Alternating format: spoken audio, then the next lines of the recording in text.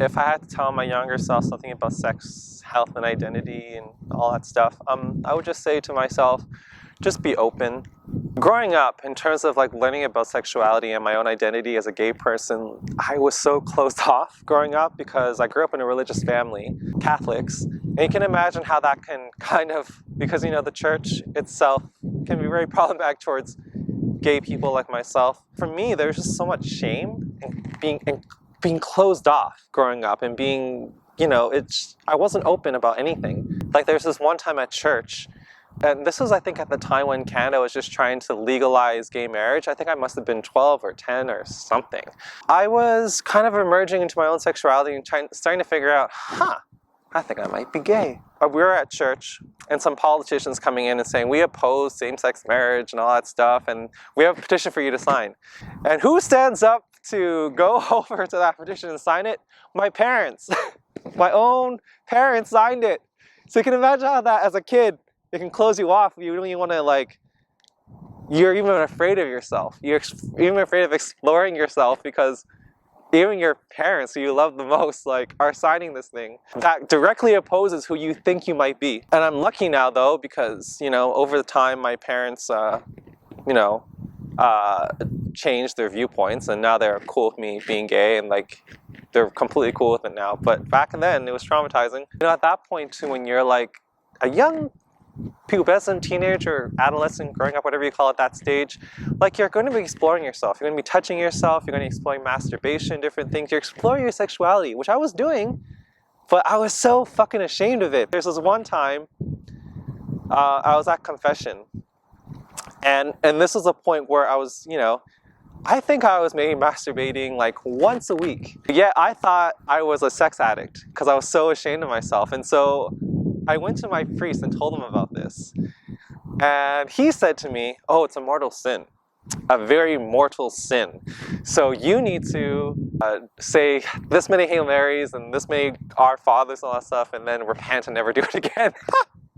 And so you can imagine, of course I'm not going to not touch myself for years, right? So as you can imagine, that then led to even more shame over the years, to the point where I had so much shame about my sexuality. I was so closed off. And it wasn't until I finally saw a counselor in high school who I told her about this, and she said, I told her, I have sex addiction.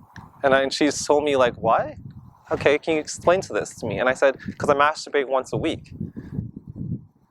And she looked at me and was like, what? She was almost incredulous about that. But you see how my mind was warped by this closed-mindedness, right?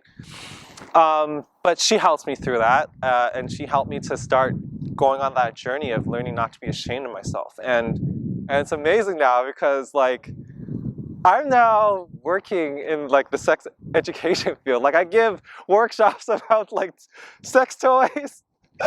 I've done that. I've been to bathhouses. I've given workshops on sex toys. So if you don't have a dildo, you can actually, use, a banana or a cucumber, just put a condom on it. I could talk about shit like that now. To have that kind of openness about sexuality now, and I'm not ashamed about it anymore. It's amazing. And I wish I would have been like that as a kid. We need to not have this shame about sex, because everyone is a sexual being. Some folks are not. That's also respected too. But there's a whole spectrum of sexuality, but we're so stigmatized about it.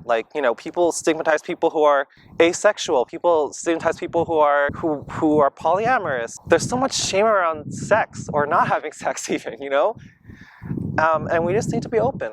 So that's what I want to tell myself as a kid, because if I had been more open, if my parents, I love them, but if my parents had helped me to just kind of accept myself and not be so afraid of myself, if that priest had not friggin' shamed me for just being a sexual being, I wouldn't have had to go through all the trauma I went through, we